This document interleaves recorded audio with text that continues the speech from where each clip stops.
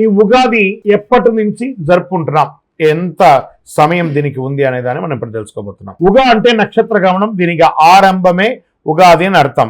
బ్రహ్మకు పగలు అంటే మన లెక్క ప్రకారం ఇది ఆ సంఖ్య నాకు రావట్లేదు, 4 3 2 0 0 0 0 0 0 సంవత్సరాలు.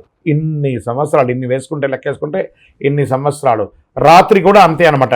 అంటే బ్రహ్మదేవుడికి ఒక రోజు అంటే 8 6 4 0 0 0 0 0 0 0 సంవత్సరాలు. 360 రోజులు పూర్తి చేస్తే బ్రహ్మకు ఒక్క సంవత్సరం అయినట్టు లెక్క. 3,11,040 కోట్ల సంవత్సరాలు పూర్తి చేస్తే ఒక రోజు కింద లెక్క.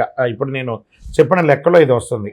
ఇలా 100 ఏళ్ల బ్రహ్మదేవుని యొక్క ఆయుష్. ఇప్పటి వరకు 6 బ్రహ్మలు సృష్టి కార్యాలు పూర్తి చేశారు.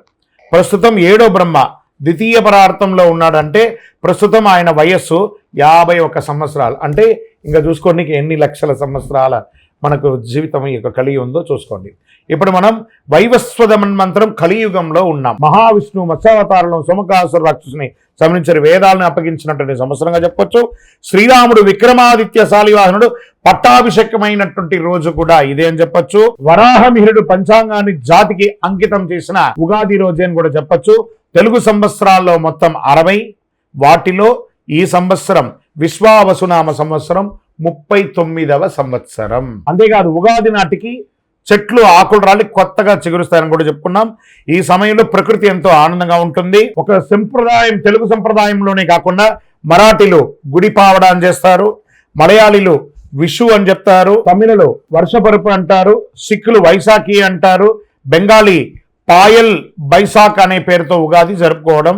ప్రతి రాష్ట్రంలోనూ ఉగాది పచ్చడి తయారు చేసుకుంటూ తినడం సహజం వారి వారి సంప్రదాయ ప్రకారం. ఆంధ్రప్రదేశ్ తెలంగాణలో షడ్రుచుల మాదిరిగానే జీవితంలోనూ కష్ట సుఖాలను వస్తుంటాయి చెప్పడమే ఉగాది యొక్క విశిష్టత, అంటే ఆ పచ్చడి యొక్క విశిష్టత అని చెప్పచ్చు. ఈరోజు చాలా మంది సెంటిమెంట్గా భావిస్తారు. తెలుగు సంవత్సరాల మొదటి రోజు కావడంతో ఆ రోజు మంచి పనులు ప్రారంభిస్తారు. ఏడాదంతా సంతోషంగా ఉంటుందని ప్రతి ఒక్కరు కూడా ఈ ఉగాది కోసం ఎదురు చూస్తూ ఉంటారు.